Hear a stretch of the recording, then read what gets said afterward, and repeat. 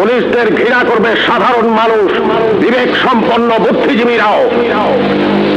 আপনারা সবাই ভুলে যাবেন AK-47 মতো মারাত্মক অস্ত্র পাওয়া গিয়েছিল আসামিদের কাছে।